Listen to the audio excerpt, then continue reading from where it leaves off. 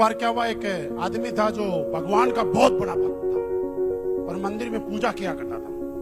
तो जब मंदिर में पूजा किया करता था और एक दिन बड़े श्रद्धा भाव से मंदिर में पूजा कर रहा और अचानक एक चूहा आया और भगवान की मूर्ति को गिरा दिया।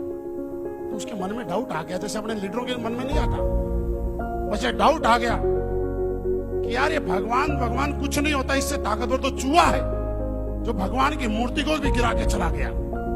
उसने बोला क्या करना चाहिए, तो उसके दिमाग से आवाज आई कल से चूहे की पूजा शुरू करो। तो अगले दिन से उसने क्या किया, चूहे की पूजा शुरू कर दी।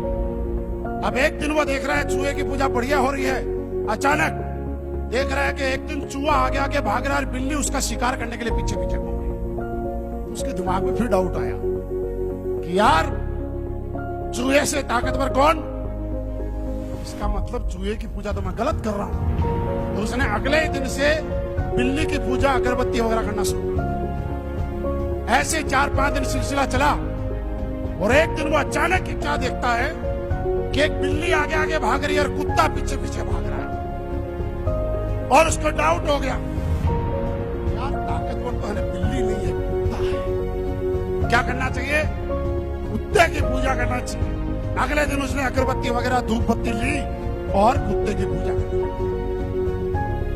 4-5 दिन पूजा की। इतने में क्या हुआ, एक दिन देखा कि वो कुत्ता उसी के घर में घुसा और कुछ सामान गिरा दिया और उसकी बीवी एक लंबा सा डंडा लेकर उसके पीछे भाग रही है। उसकी बीवी पीछे और कुत्ता आगे।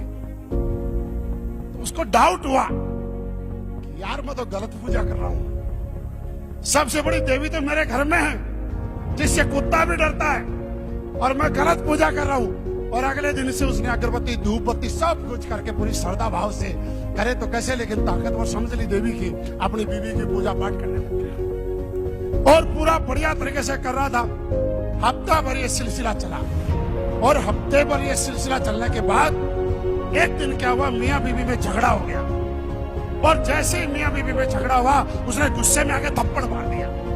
और जैसे ही थप्पड़ मारा उसको दिमाग में आया, और मैं तो थप्पड़ मारने की ताकत रखता हूं, मैं तो गलत पूजा कर रहा हूं। सबसे ताकतवर कौन, और दोस्त ये दुनिया में बैठा हुआ वैसे ही हर आदमी ताकतवर है और वो दूसरों को ताकतवर समझते हुए इधर उधर घूमता रहा है।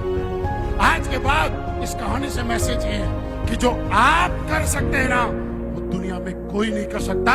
अगर आप अपनी ताकत को ना समझ के और इधर उधर भाग रहे हैं ना, अपलाइन आएगा तो हो जाएगा, डाउनलाइन आएगा तो हो जाएगा, लीडर आ जाएगा तो हो जाएगा। तो इसका मतलब ये है कि आप कुत्ते, बिल्ली और चूहे की पूजा में लगे हुए हैं। आपने अपनी ताकत जिसने समझ ली, आप इतिहास लिख सकते हैं।